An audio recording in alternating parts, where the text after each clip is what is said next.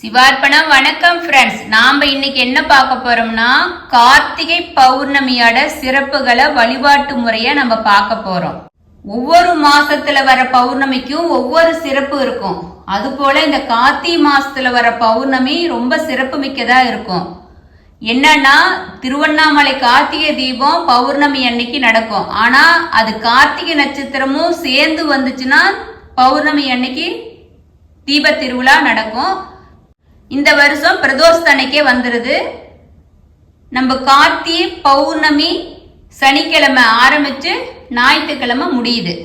இந்த மாசத்துக்கு ஏன் கார்த்திகை மாசம் அப்படின்னு பேர் வந்துச்சு அப்படின்னா, முருகப்பெருமான அவதரிச்ச நாள் கார்த்திகை மாசம். கார்த்திகை நட்சத்திரத்துல அவதரிச்சனால கார்த்திகை பெண்கள் முருகப்பெருமான வளர்த்ததுனால அந்த பெண்களை சிறப்பிக்கும் விதமா சிவபெருமான உருவாக்கப்பட்ட விரதம் தான் இந்த கார்த்திகை விரதம். அதனால இது கார்த்திகை மாசத்துக்கு முருகப்பெருமான் அவதரிச்ச மாசமா இருக்கிறதுனால முருகப்பெருமானுக்கு ரொம்ப சிறப்பு மிக்க பௌர்ணமியா இருக்கு. கார்த்திகை மாசத்துல வர பௌர்ணமியில முருகப்பெருமானுக்கு சந்தன அபிஷேகம் செஞ்சு வழிபாடு பண்ணீங்கன்னா சிறந்த வாழ்க்கை துணைவரும் கிடைப்பாங்க, நல்ல புத்திசாலியான குழந்தைங்களும் பிறக்கும் அப்படிங்கறதுதான் ஐதீகமா இருக்குது. கார்த்திகை பௌர்ணமியில முருகப்பெருமான் சன்னதியில 3 அகல் விளக்கு ஏத்தி 9 முறை கோயில சுத்தி வந்தீங்கன்னா வேலை இல்லாதவங்களுக்கு வேலை கிடைக்கும் அப்படிங்கறதாவும் இருக்கு. இன்னொன்னு, முருகப்பெருமான் சன்னதியில 3 விளக்கு ஏத்தி 6 முறை கோயில பிரதட்சணமா சுத்தி வந்தீங்கன்னா குழந்தை இல்லாதவங்களுக்கு குழந்தை கிடைக்கும். 5 விளக்குகளை ஏத்தி 9 முறை ஆண்களும், 1 விளக்கு ஏத்தி பெண்கள் 9 முறை கோயில சுத்தி வந்தாங்கன்னா அவங்களுக்கு திருமணம் தடைப்பட்டவங்களுக்கு இது மாதிரி பிரார்த்தனை பண்ணீங்கன்னா ஆண்களுக்கும் பெண்களுக்கும் அவங்களுக்கு பிடிச்ச மாதிரி வாழ்க்கை துணை அமைங்கிறது ஐதீகமா இருக்கு. கார்த்திகை பௌர்ணமிய திரிபுராரி பூர்ணிமா அப்படின்னு சொல்லுவாங்க.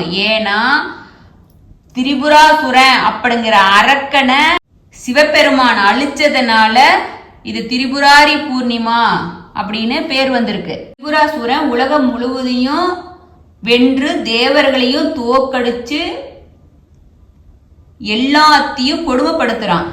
அவன் வானத்துல 3 நகரங்களை உருவாக்கிட்டு அந்த நகரத்தை தான் பேரு திரிபுரம் அப்படின்னு பேர் வச்சிருக்கான். தேவர்கள் சிவபெருமான்கிட்ட போய் இப்படி உங்ககிட்ட வரம் வாங்கினதுனால எங்களை எல்லாம் ரொம்ப கொடுமைப்படுத்துறான் அப்படின்னு சொல்லும் போது சிவபெருமான தேவர்களுக்காக அசுரன் வாழ்ந்த திரிபுரம் அப்படிங்கிற அந்த 3 நகரத்தை ஒரே அம்பால சிவபெருமான் அழிச்சிடுறாரு. அந்த மகிழ்ச்சியில தேவர்கள் அந்த நாளை தீபம் வச்சு சிவபெருமான வழிபாடு பண்றாங்க. அந்த நாளுக்கு என்ன பேரு? தேவ தீபாவளி அப்படின்னு ஒரு பேர் சொல்றாங்க. தெய்வங்களுக்கான தீபாவளியா இருக்கு. தீபாவளினா விளக்கேத்தி வழிபாடு பண்ணணும்னு தெரியும். இது தேவர்களுக்கான தீபாவளின்னு புராணங்கள்ல இருக்கு. இந்த கார்த்திகை பௌர்ணமியில இன்னொரு சிறப்பு என்ன அப்படின்னா, இந்த கார்த்திகை பௌர்ணமியில நம்ம மகாவிஷ்ணு மச்ச அவதாரம் இதுல எடுத்தாரு. துளசி செடி பிருந்தாவா அவதாரம் எடுத்தது இதுலதான். நம்ம முருகப்பெருமான கார்த்திகை நட்சத்திரத்துல அவதாரம் எடுத்ததும் இந்த நாலு பித்திருக்களா இருக்கிற நம்ம இறந்த முன்னோர்களுக்காகவும் இந்த நாள் சிறப்பா வழிபாட்டுக்குரிய நாளா இருக்கு. காசியில ரொம்ப சிறப்பா வழிபாடு நடக்கும். காசி கங்கையில குளிச்சுட்டு சிவபெருமான வழிபாடு பண்றது அவ்வளவு சிறப்பு மிக்க நாளா இருக்கு. இந்த மாசத்துல எந்த ஒரு ஏரி குளம் தீர்த்த சிறப்பு மிக்கதா இருக்குதுன்னு சொல்லியிருக்காங்க. இந்த புனித நீராடலுக்கு என்னன்னு பேர் வச்சிருக்காங்கன்னா கார்த்திகை நீராட்டம் அப்படின்னு நார்த் இந்தியாவில் சொல்றாங்க. சிவபெருமானுக்கு சிறப்பு மிக்கதா இருக்கிறது சிவராத்திரி விரதம். அதுக்கு அடுத்து முக்கியமானதா இருக்கிறதுனா இந்த திரிபுராசுரனை கொன்றதா இருக்கிற இந்த திரிபுராரி பௌர்ணிமா ரொம்ப சிறப்பு. இது தென்னிந்தியாவில் உள்ள கோயில்ல என்ன பண்ணுவாங்கன்னா அன்னைக்கு இரவு முழுவதும் தீபங்களை ஏத்தி வழிபாடு பண்ணுவாங்க. நாம இறந்த பிறகு அந்த நரகத்திலிருந்து தப்பிக்கிறதுக்கு 360 அப்படி இல்லைன்னா 720 திரியில கோயில்ல போட்டு தீபம் ஏத்துவாங்க. இந்த 720 திரி அப்படின்னு எதுக்கு சொல்றாங்கன்னா, நம்மளோட காலண்டர் பிரகாரம் 360 நாட்களை தான் குறிக்கிறதாவும் இரவையும் குறிக்கிறதாவும் சொல்றாங்க. அதுவும் காசியில கங்கை கரையில அப்படியே மலைத்தொடர் மாதிரி ஆயிரக்கணக்கான விளக்குகளை ஏத்தி வழிபாடு பண்ணுவாங்க. இதுல நம்ம மக்கள் பூசாரிகளுக்கு ஐயருங்களுக்கு தீபத்தை தானமா கொடுக்கணும், அவ்வளவு சிறப்பு. இதுக்கு கார்த்திகை தீபாவளின்னு பேர் வச்சிருக்காங்க. ஆத்துல சிறு படகுகளை விளக்குகளை வச்சு மிதக்க விடுவாங்க. உங்க வீட்லயோ கோயிலையோ துளசி, அரச மரம், நெல்லி மரம், வில்வ மரம் இது மாதிரி புண்ணிய மரங்கள் இருந்துச்சுன்னா நீங்க தீபம் ஏத்தி வழிபாடு பண்ணணும். அந்த தீப ஒளியை பார்க்கிற அந்த நீர்லயும் மரத்திலையும் இருக்கிற மீன்களும் பூச்சிகளும் பறவைகளும் அந்த தீப ஒளியை பார்த்தா முக்தி அடையும் அப்படிங்கறது ஐதீகம். அதுக்காக தான் நம்ம தீபம் ஏத்தி வழிபாடு பண்றோம். ஆத்துல தீபம் விட்டாலும் அது மீன்களுக்கு முக்தி கொடுக்கறதுக்காக தான். அந்த தீப ஒளியை பார்த்தாங்கன்னா மீன்களுக்கு முக்தி கிடைக்கும். இந்த கார்த்திகை பௌர்ணமி இந்தியாவுல, ஆந்திராவுல, தெலுங்கானாவுல எல்லா ஊர்லயுமே தீபமேத்தி வழிபாடு பண்றதா தான் அவங்க மத சடங்குகளா வச்சிருக்காங்க. சிவபெருமான் கோயில 365 திரிகளை கொண்ட ஒரு பெரிய திரியை உருவாக்கி தீபமேத்தி வழிபாடு பண்ணுவாங்க. சஷ்டியில அந்த 7 நாள் விரதம் இருக்க முடியாதவங்க கார்த்திகை பௌர்ணமி அன்னைக்கு ஒரு நாள் விரதம் இருந்தீங்கன்னாவே அதோட பலனை பெறலாம் அப்படிங்கறது புராணங்கள்ல சொல்லி இருக்காங்க. இந்த கார்த்திகை மாசத்துல நீங்க அன்னதானம் பண்ணினீங்கன்னா கங்கை கரையில 1000 பேத்துக்கு அன்னதானம் செஞ்ச பலன் கிடைக்குங்கிறாங்க. அதே போல நெல்லிக்காவும் தானம் பண்ணீங்கன்னா உங்க வாழ்க்கையில உயர் பதவி கிடைக்கும். பழங்கள், விளக்கு, தானியம், வெங்கல பாத்திரம் இப்படி எது தானம் செஞ்சாலும் அது பல மடங்கா பெருகும், பல மடங்கு பலனை கொடுக்கும் அப்படிங்கறதான் பெரியவங்க சொல்லி இருக்காங்க. இந்த கார்த்திகை பௌர்ணமிய பாஞ்சராத்திரா தீபம் அப்படின்னு சொல்லுவாங்க. ஏன்னா நம்ம இது வரைக்கும் நீங்க பாத்தீங்க இல்லையா, தீபம் ஏத்தி வழிபாடு பண்றதுதான் சிறப்பு.